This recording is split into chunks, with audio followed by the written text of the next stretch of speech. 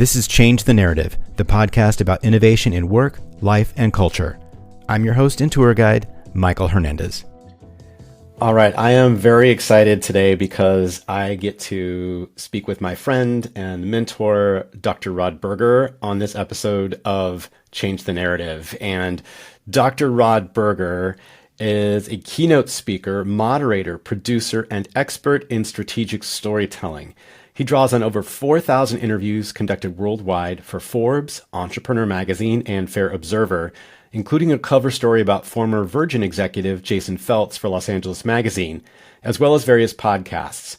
He has captured the narratives of investors, CEOs, renowned entrepreneurs, best-selling authors, scholars, and cultural icons, such as NBA legends Magic Johnson and Charles Barkley, alongside United Nations officials and Van Halen's Sammy Hagar, while also exploring the behind-the-scenes world of Formula One. Berger has met with the Crown Princess of Sweden, Pope Francis, United Nations officials, and NGO leaders, covering stories of water insecurity with WaterAid and the intergenerational refugee crisis faced by displaced Sudanese in Uganda, and the impacts of child marriage in West Africa with the La Corsa Foundation. Berger served as a guest lecturer at Vanderbilt University's Owen Graduate School of Management for nearly 2 decades, focusing on the power of storytelling in business. He has partnered with the Jim Henson Company to create a television show, The Ultimate Goat, that combines his passion for distant lands and storytelling with culture, sports, and puppetry for family programming. Berger conducts moderated keynotes events that blend storytelling with live onstage narratives featuring cultural icons such as Opal Lee, the recipient of the Presidential Medal of Freedom, a nominee for the Nobel Peace Prize, and recognized as the grandmother of Juneteenth. In 2023, Berger received the inaugural Pangea International Literacy Prize and delivered his TEDx talk, Story is Our Currency. He lives in Nashville with his wife and 2 children. Rod, can I have your life, man? Thanks, Michael. That is quite a resume there, and it's sort of long, but I decided that it was important to include that because it is a really interesting story and journey in your professional life, and I'm really excited to dig into that today and find out about your latest project, which is your first book. And as listeners know, this season on the podcast, we've dedicated to the secrets behind authoring your first book and publishing. So I'm really excited to have you here. I think we first met, was it 2016, 2017, something like that? Doing a project for Spotify. Yeah, that was really exciting. And we've been fast friends and colleagues since. So very excited to hear your thoughts on publishing your first book and your insights on that and hearing more about it too. So yeah, man, why don't you just start by telling me, first of all, what this book is, what it's about, what it's called, and who is it for? Great question. And first, I have to say, I had to join you in your authorship, right? I had to join the club. It is The Narrative Edge, authentic storytelling that meets the moment, and the publisher is Wiley. It's a great question. Who is it for? It's interesting because through the interviews that I've conducted over the years, people would always say to me, especially in the beginning, they would say, well, who is your audience? Do you have a focus? And I would say, actually, it's everybody. Because everybody has a story. So I didn't want to focus just in one sector, around one topic, because I've always felt that it made me better as an interviewer, as someone who loves to capture story, to hear sort of that, it's like 4-dimension. It's that 3-dimensional, whatever you sort of thinking, like the ultrasounds now that you can get where you can see the baby, it's just like unbelievably powerful, that technology, but it's sort of the same in stories. I wanted to capture, and I still do, like everybody has a story. Like when I go to Kroger, Michael, there is a guy that works in the produce section who he's probably late 50s, early 60s. He works 6 days a week. The 7th day, he works at Goodwill. He is an African-American male who has 2 sons who live out west, and he is a shining light every time you walk into that produce section.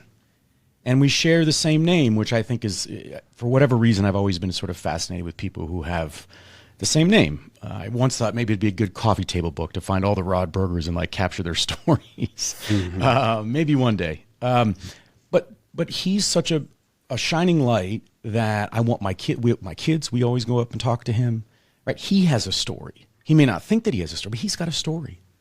right? And it's, to me, it's as valuable, if not more valuable, than someone that you know, or it's a name, or it's, it's an athlete or an entertainer. And so that's really the essence or the origin of the book, is to say, and I know we'll get to this, but I am very fortunate. I'm one of the lucky ones where the publisher came to me.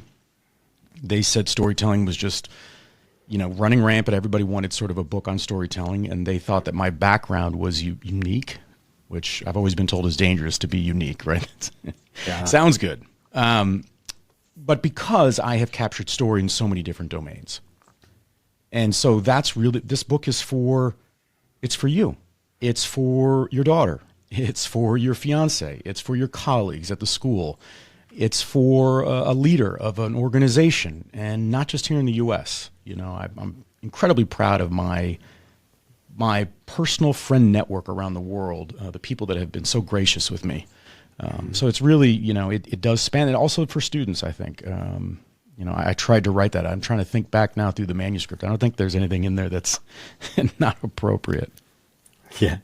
You gave me an advanced copy of the transcript, and I was reading through it, and it's really beautiful and endearing. And, I kind of wrestled with this myself, writing my book. Should it be ideas and theory and philosophy, and how much needs to be practical, how-to kinds of things? And you have different audiences wanting different things at different points in their life. And from what I can tell, it's kind of a great balance of putting things into perspective. And it's also, very personal. And we'll get into that a little bit later. So you are actually in the middle of writing this book, right? It's all done. It's been turned in. It's complete. Okay. So the editor, I actually signed off with my editor yesterday. That's quite a relationship. Hopefully we'll talk about that. Congratulations. Thank you. It's a little jarring because you don't have control in this sort of the classic sense of what control maybe feels like, or what we think control means in our lives. And so, when she emails and says, everything's been sent to Wiley, now you're moving on. Yeah, it's done. It's done. But I think I shared this with you the other day, just how vulnerable the process is. Because to your point about how much of yourself do you share? And so obviously you've seen a preview of some of the chapters. I didn't want to bore you with the whole manuscript right out of the gate. But I took that approach. But that was a conscious choice right out of the gate. And so when is the book ready to be released, or when's it expected to be published? So it'll be on bookshelves November 12th. Okay. So we already have people can pre-order, which sounds so, I have to get used to this, right? Now you have to sell your voice, right? I know you've gone through this. Yes. It's very awkward, and you're asking people for blurbs and your forward and all these other things, right? I'm trying to go through that, I don't know. It's just that, it's like going through your high school yearbook, all the people that have impacted you through time, and seeing if they would, consider writing something about the book. So yeah, that's the process that I'm in right now. So it's purely about now promotion, I guess. Exactly. You have to tell the story of your story. And, that's right.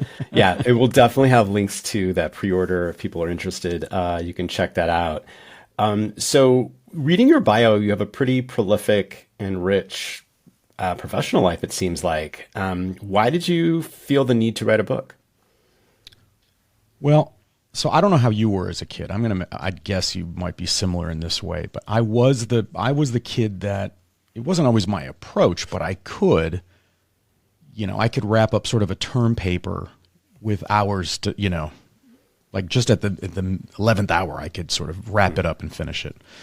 So writing it didn't scare me. It felt like a challenge. Like some people I know say they ultimately want to run a marathon, that's their, like a literal marathon. That's not part of my paradigm. But for me, it was writing. I've always just loved words and the power of words. And I think that the origin of that is my late father, who grew up in Nazi Germany, and he raised me on 60 Minutes. And I mean young, like 4 years old, starting to watch 60 Minutes. And the power of language, and that one word can impact a story, a perception, an opinion, a bias. And so I don't know if that's the genesis of it, but I will say that those were moments that I cherish that we had, because he was, and I can say this because he was my dad, but he was sort of that classic German. There was a bit of a distance, right? So we weren't, this was not the affectionate father-son relationship where you sort of talking about the game afterwards and how you did, or if you were dumped or you got a new girlfriend. That wasn't what I had, but I did have 60 Minutes and Stories, and that was a connection for me. Yeah, and just thinking about the times that we live in and how important that is, and having that perspective. Yeah. And like you said, how words can move people so easily and so quickly. And having the right words to not only speak for yourself, but your perception of things and how we influence other people, which is important for everyone, whether you're a business leader or a teacher or, spouse, a parent, all of those things are so important. That's amazing. So a lot of us who are listening to this show are first-time authors or aspiring authors. And so I definitely want to dig into your writing process, like what it was like for you, and some tips and suggestions you might have for other people. So we're going to get into a lot of that. And so when you were writing, you said you're able to crank stuff out kind of at the last minute, but what did you find were some of the biggest challenges you faced when writing this book? So I have a natural, sort of the toddler in me pushes back at like formality.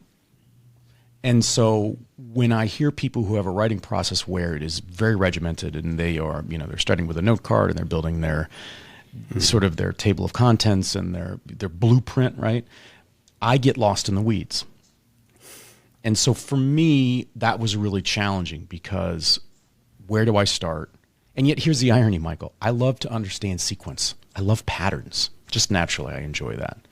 And so for me, when I'm thinking about, like, I was more concerned about how to name my chapters and the wave I was taking, I'm taking people on, than anything. And so I sort of had to, I dabbled a little bit in the formality. Then I had to kind of find my way. But for me, there was a flashpoint when I felt really good about what I was doing, because they came to me, right? So it was a little bit different. I hadn't been building a manuscript, and like a lot of my friends are like, well, I've been working for the last couple of years on a book and I've got to find the right publisher. And so this was very different. I mean, this was 6 months basically in total from, oh my goodness, I have a publishing deal, to manuscript is done.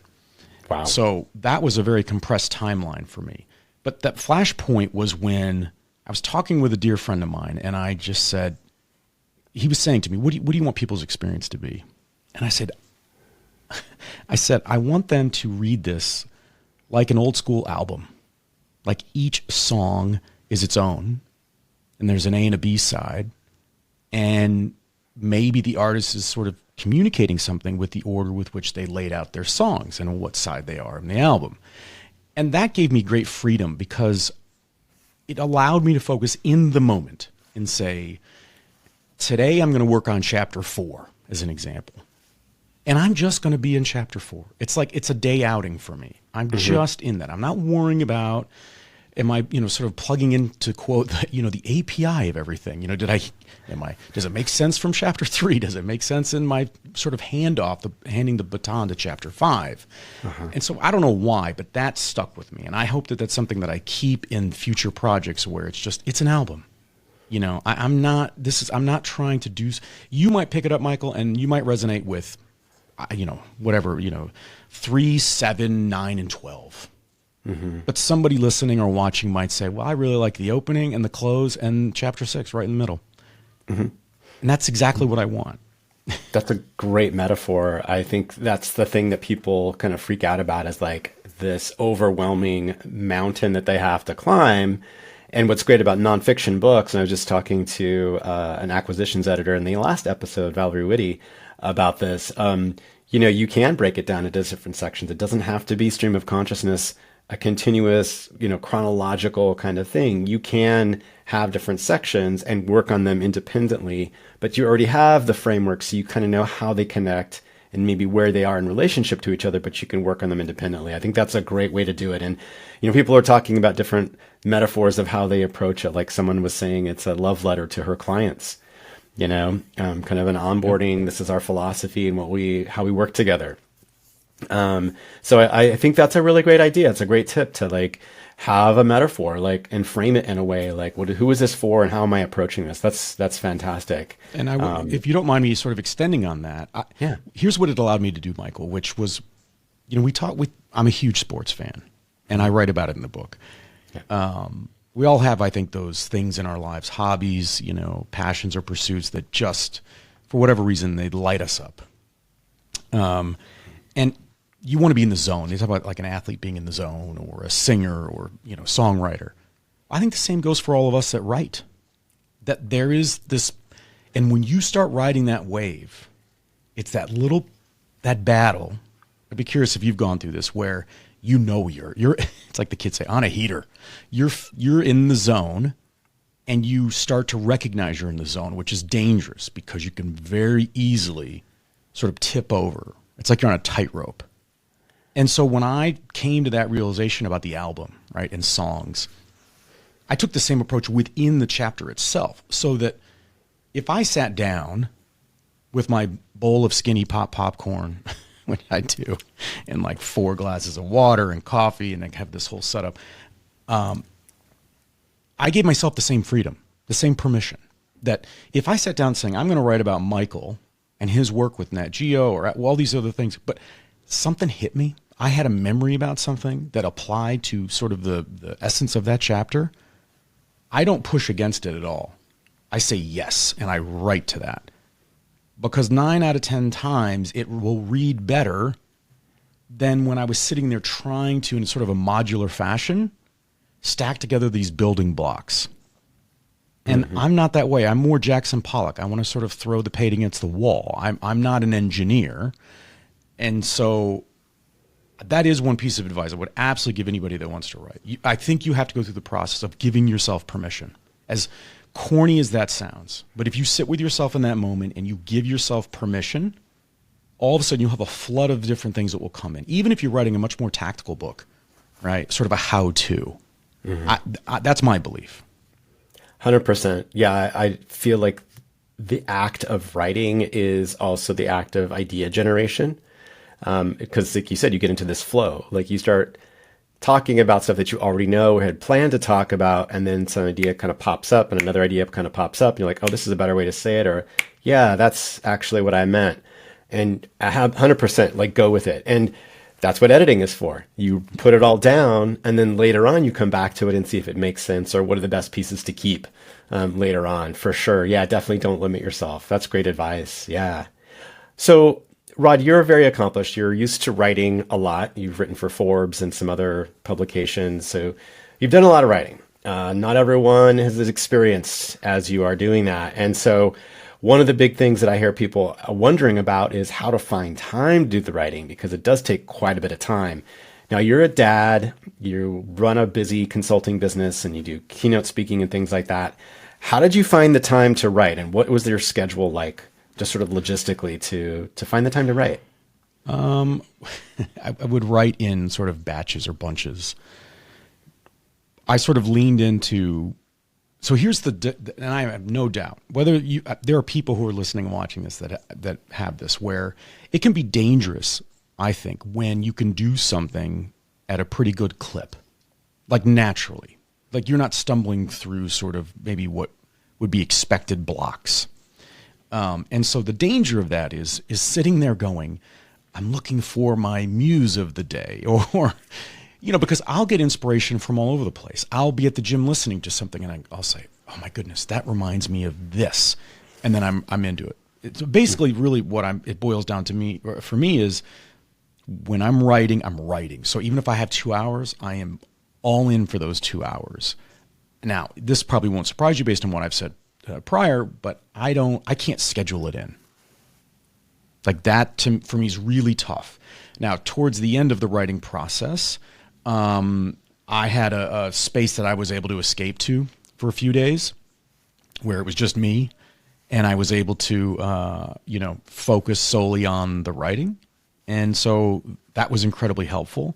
But, I wish I could say, every Monday, Wednesday, Friday, I'm able to carve out a half a day. But you're right. There's life that happens, or, just being a parent. I mean, there are a million things going on. So I really tried to just find where I could spend, 6 hours here and not feel guilty. Mm-hmm. Mm-hmm. So I don't know if that answered your question, but I just sort of had to say, and or think ahead, but just like within a week. Okay, it looks like Friday's going to be open. In essence, I'm not here. Kids, Dad's not here. I am just writing today. Yeah.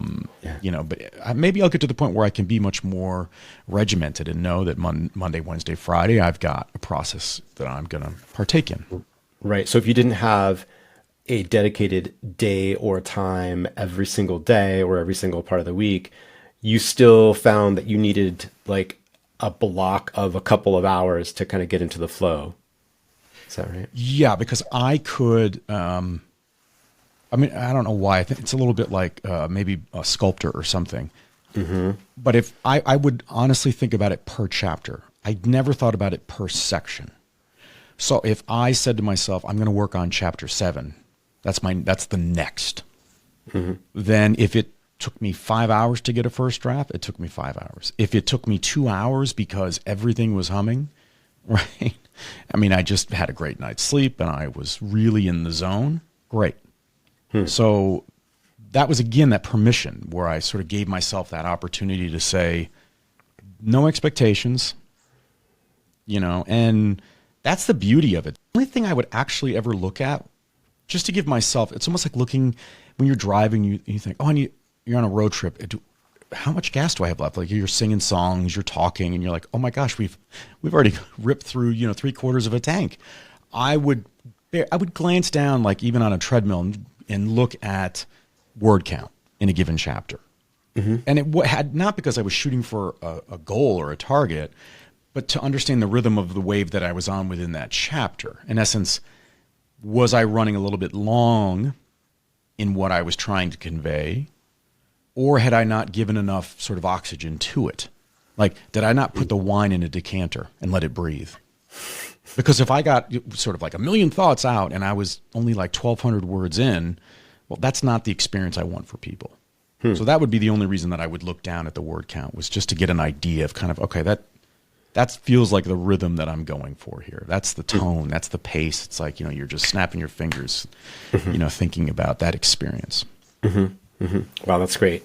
I definitely want to talk about writer's block in a second, but I want to go back to this idea you said about a muse. And I haven't really talked about this yet with any other authors, but I feel it's so important, like what inspires you. So what were your muses? What sort of inspired you? Was it like a one-time thing at the beginning of the book, or was it like every day or every week is something different, or how did that work for you? What inspired you? Great question. Absolutely the kitchen sink of life. I mean, I write, and you saw a few of the chapters, but I share stories. I share stories that are personal to my own sort of family life. I share stories of interview experiences. And one story I share is about when I was coaching my son's basketball team. I didn't even think about that until I was sitting there watching my daughter's team this past season, and I thought, wait a minute. That story, like even when I was recalling it in my own mind, took me back there, like a great song. And so, I will randomly, sort of fire up social media or Instagram or see some video that somebody put out there and think, huh. So, and it's because, again, I try very hard to have a very, it's like the Army Corps of Engineers, when they dam up a lake during a certain time of the year, right? They control sort of the water in a lake. I just let that water come out because I will see it everywhere. Movies are a huge influence for me, TV, and I think it's also a product because of the way I've approached my interviewing and work anyway, where I'm just fascinated by people of all backgrounds. And so the motivation, that's the kind of the exciting thing. It's everywhere for me. But that's also, there's a challenge to that because you can be overstimulated.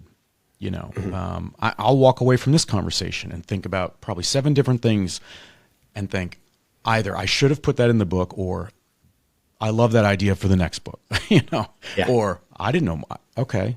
And, or that I said something to you even during this interview where I communicated something in real time that I hadn't put into words, but I liked that. And I want to sort of lay that track down.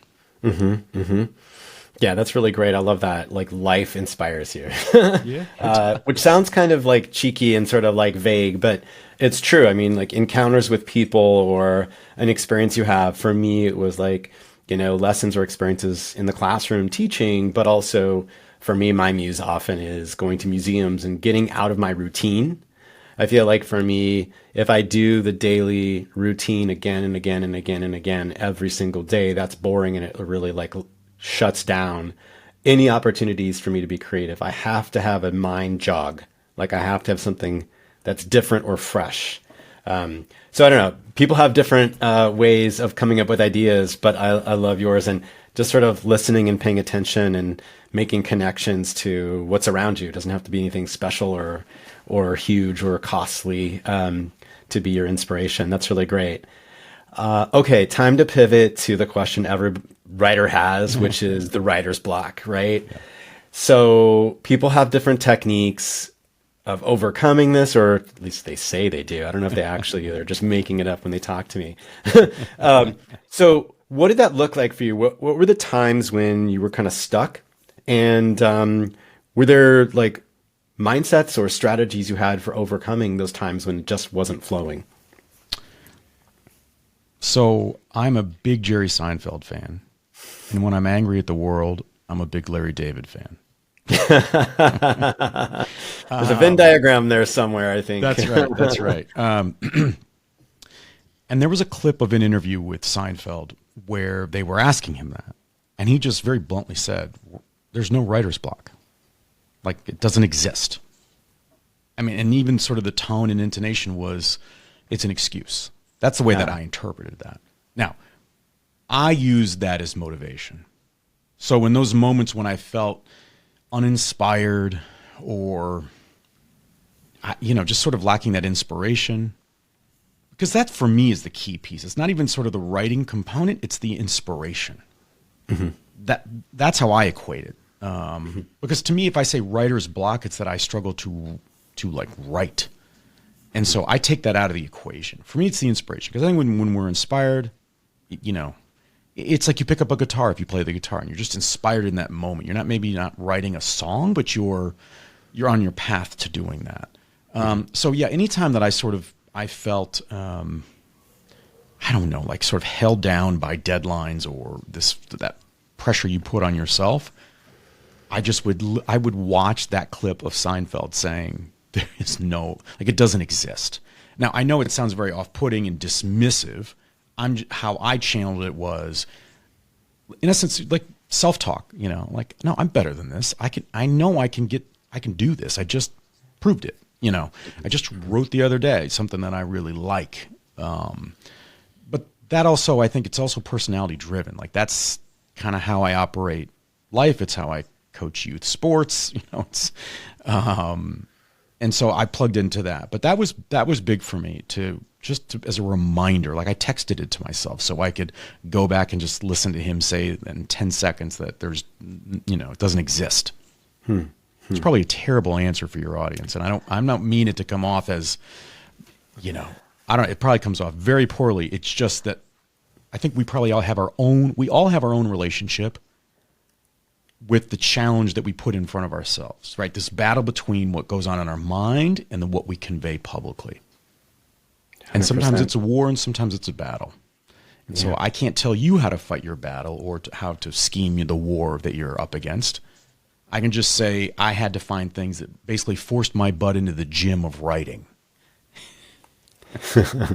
See, it's your German work ethic coming through. I can't escape it. And I think that's sage advice too. Like everyone's got their own way and their own path. And of course, if you're struggling with it, you don't want to hear that. You're like, give me the answer. The other thing too, I would say to that, and this goes to, so when the publisher, when they reached out to me, I had nothing to lose, right? Because they were reaching out to me. Mm-hmm. And I said, look, if you're looking for a how-to book, like a 7 steps to write a story, like I'm not the guy. There are plenty of very talented people that can do that. but that's not me. And they're like, no, that's why we're coming to you. So that was good. But for me, it wasn't prescriptive. And so part of the writer's block, I think, is that internal battle of, are you writing for, like, what's your premise? Is your platform that you're writing for other people, or are you writing sort of through yourself? I don't mean it from like an ego perspective, but if you're writing just to write what you think people want to read, you're probably going to have more writer's block. Like whenever I've done anything in life, Michael, where I've gone outside of my voice, they always talk about, does an author have a voice? That's what they'll tell you. Like when I've interviewed people just for media in the publishing world, it's like they'll know right away if someone has their voice. And if they don't, they scrap it, or they don't think it's going to work. So they're always looking for that, voice.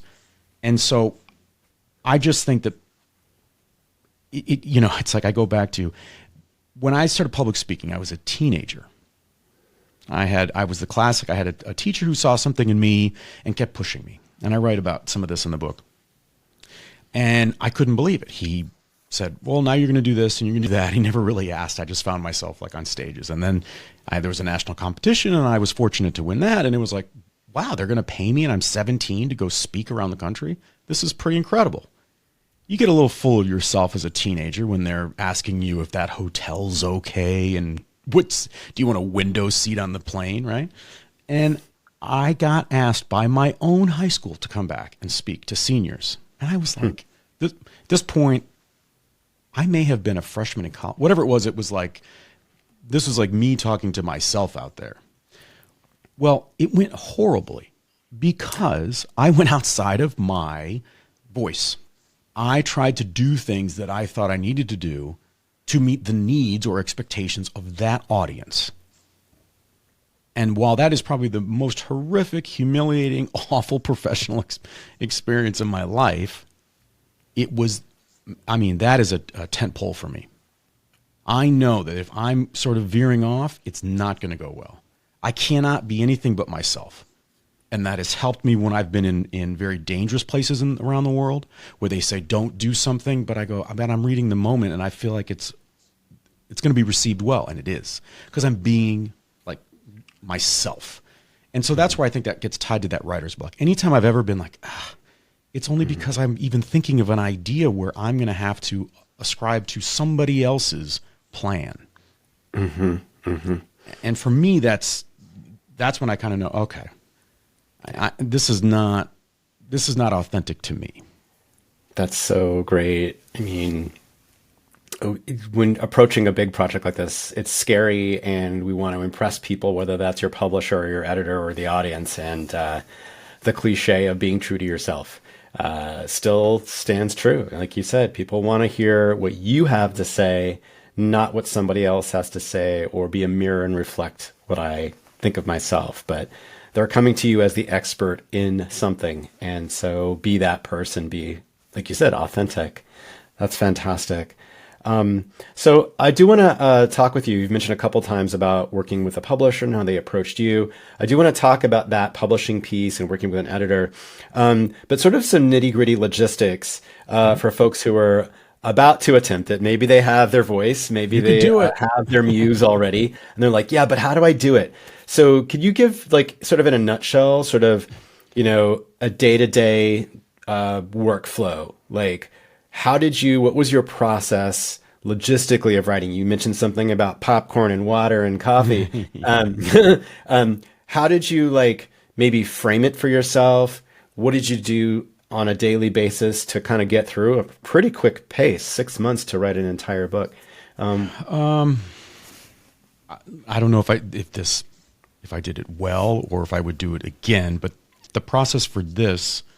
So this was I'll share this. It was probably the initial sort of jarring moment for me. I love this question. Like, what was your, welcome to the NFL moment, Michael? Well, when I got blown up on a tackle or something, Yeah. My sort of welcome to the publishing world was when I had my calls with a series of editors that'll be a part of this process, and my sort of main editor for the manuscript.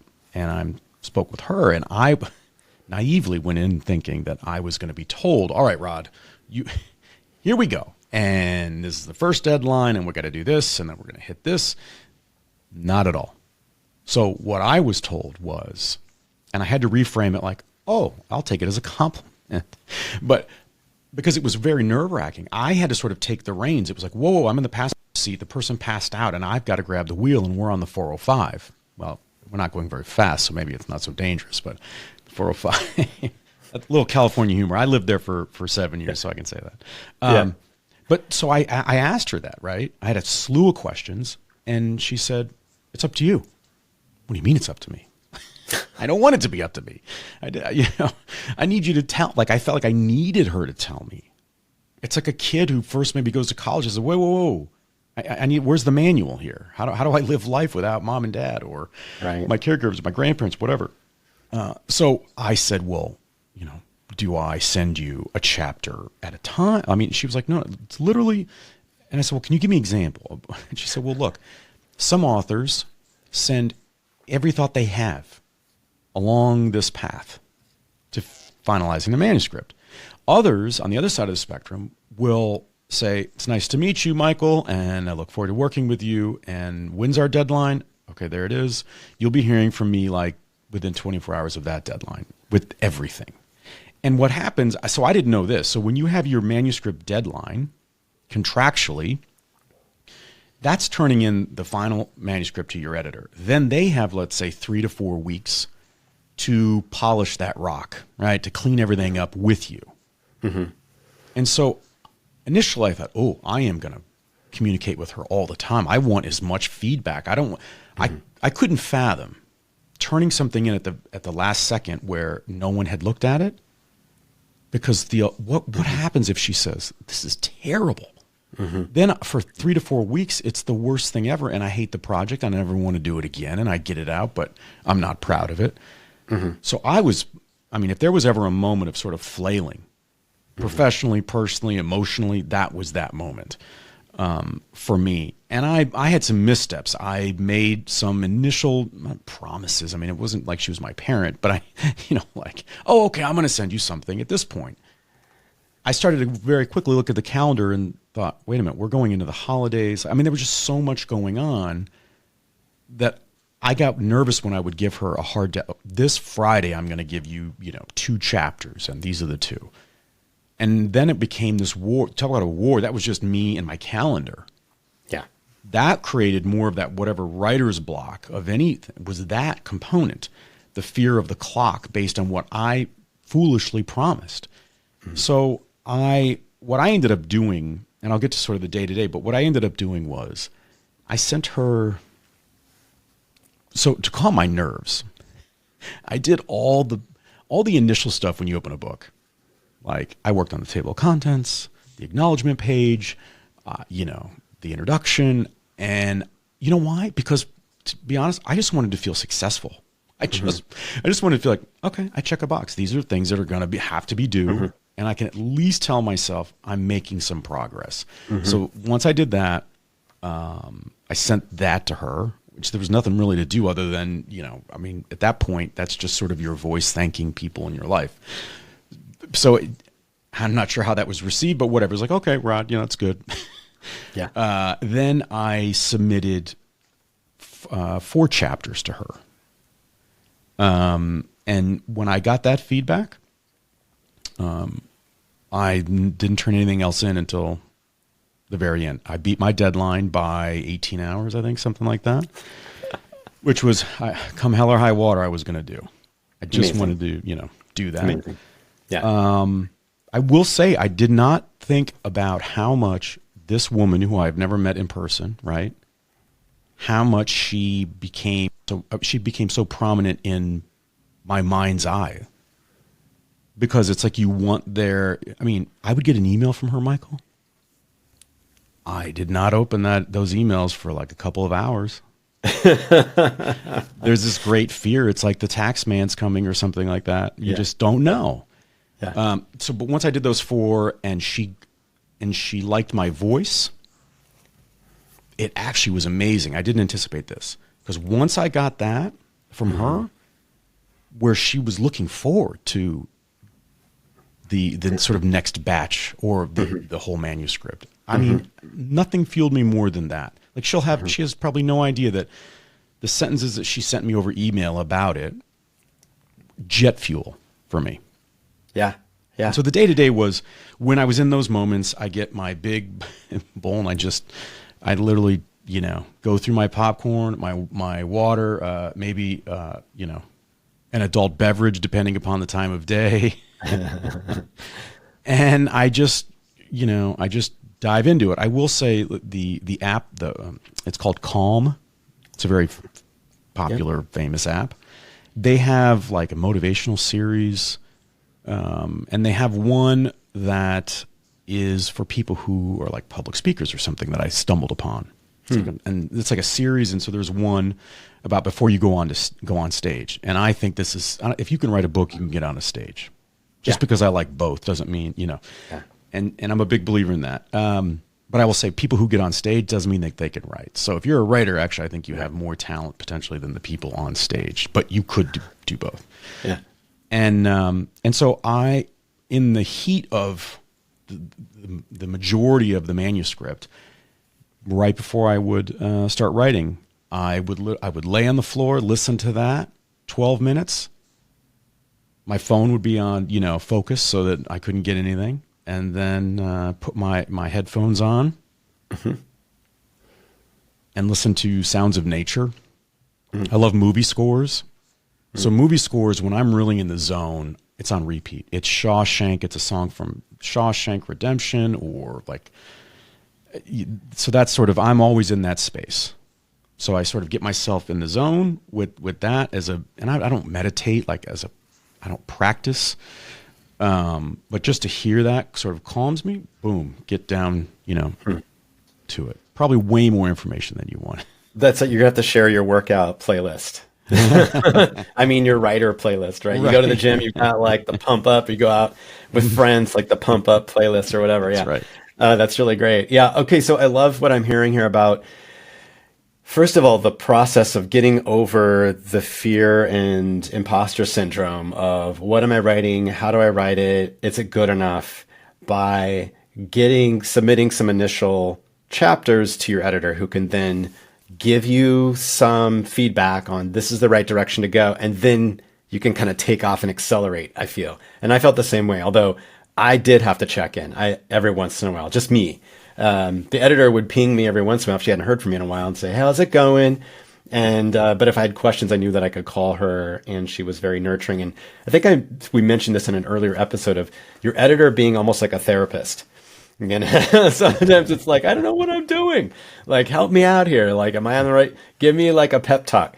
It's not just, technical in nature of like semicolons and, capitalization and grammar, but, so that's really great to have that kind of set up to get your bearings, to get your legs and say like, okay, this is how I need to be writing. And I feel like you can accelerate in the same way. And then your day-to-day routine is great too. Like the soundscape that you psych up for sitting down for a couple hours at a time. You've got, maybe your hands need to move. Maybe you need to like chew gum or eat, like you said, popcorn to kind of keep things flowing. That's a really great sort of personal space to kind of figure out. I love all of that. That's really great. And everyone's got their own routine, right? Okay. So let's talk briefly about publishing. You obviously have written and been published in some pretty big publications. So it makes sense that editors would find you somehow, but you said Wiley approached you. Are they the only people that you were approached by or investigated as a publisher? And tell us, like in a nutshell, what that was like getting to work and coming on board with Wiley. So through the years, I had publishing sort of houses or agents reach out and ping me, because they see that if you have a byline in a publication, that can help for marketing, right? Let's sort of call a spade, which I get and I understand. I just never saw a fit that didn't seem, I really appreciate you brought up the imposter syndrome component, because look, it took me a long time to find my voice as well. I found my writing voice just as I was approaching the landing strip in Dakar, Senegal, Western Africa. I made a choice as we were approaching the landing. And I just said, basically, screw it. I'm going to write what I think in my mind, and I think that's going to resonate. And that changed for me. I started getting responses from people I never even knew, CEOs in other parts of the world going, oh, wow, when's your next thing? You know, so there was something about however I was communicating. And so why did I say it that way? See, I'm thinking about that, Michael. So, okay, so Wiley. Oh, yeah, so publisher. So I would get people that would ping me. They would ask sort of, have you thought about writing a book, that kind of a thing. And for me, it was all about sort of a timing element. And it kind of ties to my TEDx talk, which I write about in the book. Sometimes you're ready to share your story or it's time to tell your story. And other times it's not. It's still baking, right? And so I nothing sort of matched up for me. And I had even, because of my connections now with the television show and these different things, like I've been able to get some meetings with people. But they always felt very transactional. And that did not resonate for me with some of these literary agents. And I also knew the game. You have to have, it's like, it's like in television, it's like, well, they're looking for how many, basically wins do you have that they can then leverage and sell you against. And I think it's the same in this industry. And so I never found a fit where someone went, wait a minute, I like your voice. I felt like I would have to write what they would want. And I was like, I don't want to do that. And so here's the irony. I had said to friends and family that in 2024, I wanted to find a publisher. Like, it wasn't a question about writing it. It was just finding a publisher. I wanted to do it around my birthday, which is in September, late September. Well, I get pinged by Wiley on all my social channels and email and IMs by one of their top acquisition editors. And I thought, well, this is, I don't know. I mean, I always think the universe has a bigger plan in that way. And I thought, okay, I'll take a flyer. And I ended up getting on a phone call with the acquisition editor on a Thursday. I think it was a Thursday. And it went really well. And it was really like, well, we want to work with you. So flattering, and you're trying not to screw up the moment. And then he said to me, look, we have our sort of international call with our folks on Monday. I think it was Monday or Tuesday. Do you think you can get me a treatment, like your pitch? Because I want to present it to the team. I'm looking at the clock. I'm looking at the time of day. It's like mid-afternoon, kid pickup, everything. And why would I say no? So I said yes, and I spent 6 hours that Saturday and came up with the entire proposal and a presentation, the whole 9 yards, and delivered it Saturday night. And, within days, then I had the agreement, and I don't know if you want to talk about that part of it, but it's definitely a good time to have an attorney. I think I think it sends a positive message about the professionalism and how you think of your own work. If you can do that, I don't want to play sort of naive or be tone deaf to cost and these sorts of things. But it's like anything in business. I mean, there were things that needed to be tweaked, and you need to think about your derivative works and sort of how you're going to position yourself. Because I think you're in the moment when you're trying to get that deal and when you're writing. But then there's life after the book is done. And you have to be thoughtful about that. Yeah. Sort of like, where do you want to raise your family? Well, I don't want to raise my family here. Well, then we ought to move now before we start a family. Yeah, exactly. Yeah, it's a really important point of thinking about the book as a starting point, not a finish line. And like you said, derivative works. So the next book, do they have first dibs on that? What if you have a spin-off podcast or other articles that you write, and who owns the copyright to all that material? And should you own the copyright or not? These are really important conversations to have. And I did some research. I talked to colleagues and friends who had published already to get their perspective and how it went for them. So I feel like reaching out to folks is also really helpful, because otherwise you have no idea. Nobody tells you. The publisher's not going to tell you.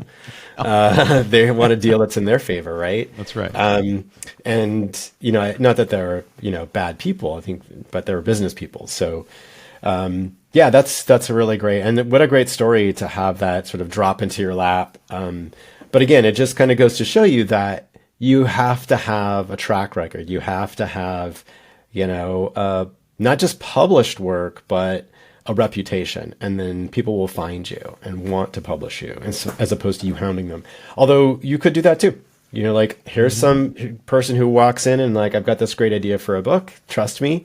And then they might ask you to submit sample chapters to make sure that you can write and what your tone and voice is. But yeah, that's a fantastic story, and that's great advice too. I did not have a lawyer for mine. I didn't feel that I needed it, but like I said, I did talk with folks, and some friends shared their contracts with me so I could kind of look and kind of see. I think the biggest recommendation I would give in that area, Michael, so we both wrote books around storytelling. And if you step back and you think about it, it's like that movie Philadelphia, like Talk to Me Like I'm a 6-year-old or whatever, with Denzel and Tom Hanks. If you step back and you think, well, wait a minute, what part of my life is not about storytelling? Like all of it.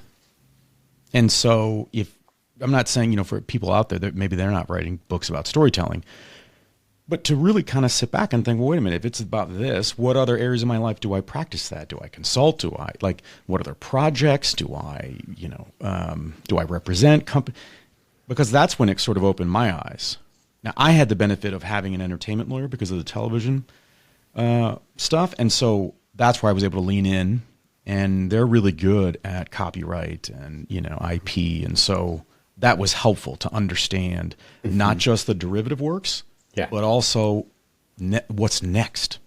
Right. In essence, the next books, and then you come up with those parameters where you have a little bit more voice, literally, in that transaction, and what that relationship will evolve into. And so that's the part that I didn't know going in, or I was too worried about getting everything else right. The pitch, the treatment, all that.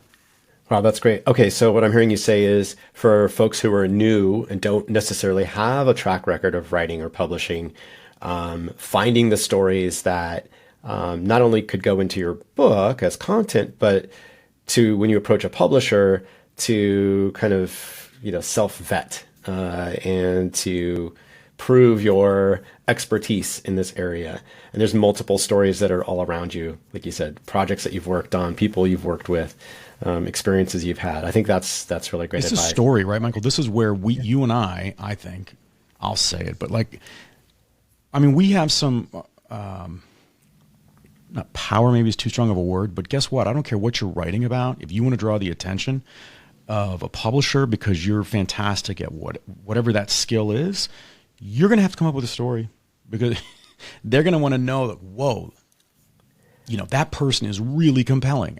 Yes, let's talk about what a book would look like. So you're going to go into a story mode, whether you like it or not, or whether you're aware of it or not, because that's what they're going to look at. What's your public story out there? Yeah. And it's sort of like the TED Talk, talk worth, what is it? Giving, or whatever the sort of tagline of TED is, or that needs to be told, something like that. So that to me is where we sort of go, hey, we're lucky because that's the world that we live in, but everybody's going to have to think about their story, because you don't want to come across as a novice. It's like I tell my kid, it's like, just do the little things right. Yeah. Right? Reply to the email, reach out, be mindful. And if you do that, you don't come across as a novice. It's like podcasts. Everybody has a podcast. That doesn't mean everybody's good. Just because you can fire up a microphone, right, and a video on your phone. Same thing. Everyone thinks they can write a book now because of self-publishing, which you can. Yeah. But what's the point of it? What do you want to do? What's the goal of what you're writing too? Yeah, and that's exactly what I was going to finish up our conversation talking about is, should everyone write a book? And if so, what are your final words of advice for aspiring authors? Final advice. I don't think everybody should write a book. But I do think, to me, that's just a medium to explore. But I do think it's incumbent upon all of us, as the world gets hairier and hairier, to understand the story that we either represent, that we play a role in, what role we play, and in what sort of parts of our lives are we a main character or a supporting character, or we're just the oak tree on stage that doesn't move. They're all valuable, but I think we need to do a better job of understanding that, because we do leave a wake. right? Our actions do, the things that we decide not to pursue or speak up against or for or represent. And so whether it's a book or a podcast or an animator who can really package things together, I mean, it's like my 12-year-old. He just had to give a presentation about 7 wonders of the world, and he went into Canva and he did all this mixed media stuff. That doesn't mean that that's his like area, or maybe that, but I was excited to see him think through the impact, what the information he was cobbling together, the impact the presentation would have on his classmates, right? That to me is sort of the initial steps of understanding storytelling. So I don't know if it's a book. I mean, that's the beauty of now. I mean, you and I didn't grow up with all of these opportunities. We didn't have these platforms. We didn't have podcasts we could listen to for inspiration, or, YouTube and these sorts of things. So my advice to writers would be, I mean, it's absolutely cliche, but write, be you. Like people who know you should walk away from your book, regardless if they like it or not, right? In essence, who cares about that? But if they can walk away saying that's their voice, that's them. Like, sure, I hope the book does well. But at its core, if people that know me, even sort of on the periphery, if they say, nope, that's him, like, that's Rod, then I feel like I've nothing to be ashamed of, right? I can feel confident in what I did, and I can leverage that for future opportunities and projects. So, yeah, I mean, that's really, I know that's just so trite to just say, be yourself, basically. But yeah, you read, I know you do. I'm sure you do, Michael. You don't have to say it, but I'm sure you read things and you think, that feels like they're just telling me what I want to know. Yeah. Or it's surface level. And it's like, you know what, let's go beneath the waterline. Because to me, I don't care what you're teaching. If you're a professor, when you connect with someone emotionally, that's when they want to start to think about the lessons that you're presenting in front of them. Not the inverse of that, right? 100%. It's not like, well, his advice, tactically, he gave me an outline. It was out of this world. No, he or she was, they were really impressive. Their energy in the room, they made me think, so just be as authentic as you can. All your faults too, right? Yeah, that's fantastic. That's great advice. Dr. Rod Berger, his forthcoming book is called The Narrative Edge. Apparently, it is a book about storytelling for everyone. I'm really excited to get my hands on that come this November. Rod, where can people find you and connect with you? So I love LinkedIn, so you can check me out, just Dr. Rod Berger. Just spell Berger right, Berger, right? And DR for Dr. Rod Berger on LinkedIn and Instagram. It's all the same handle everywhere.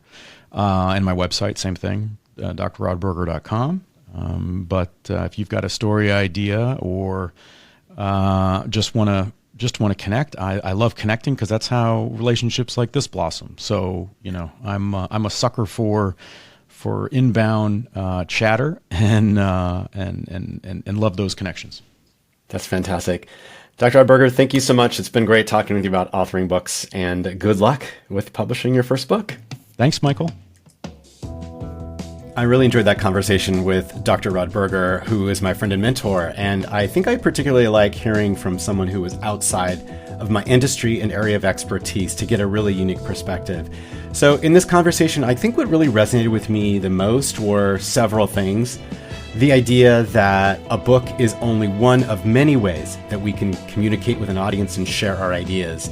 Now that we've got platforms like podcasts or YouTube or email newsletters, there's a variety of different ways that we can engage with our audiences and share our ideas. It doesn't have to be a book, but it could be some kind of combination of those things. I also really appreciated that he really talked about this idea of authenticity and being your true self. And I don't know about you, but it's one of those things like, I don't know if I have anything good to say, and the book's already been written by other people. And sure, there's plenty of books that are out there, but no one has told your story or talked about these ideas from your unique perspective. And so really think about the value that you bring to audiences because of your unique experience. It's really important to keep that in mind. And then the other thing too is thinking about being a first-time author. I don't know if I have a story to tell. I'm not a published author. What should I say? And his idea that, everything is a story. So talk about your accomplishments, talk about a project that you've worked on, talk about the obstacles that you ran into, the successes that you had in surprising ways. We all have something that's really valuable in our personal experience, and to use that and leverage that for your book, and when you talk to editors and publishers about working with them to publish your first book. So I have ideas and links and resources from Rod in the show notes. You can check that out. I also have resources for book authoring and an upcoming webinar about publishing your first book on my website, storytellingwithpurpose.com.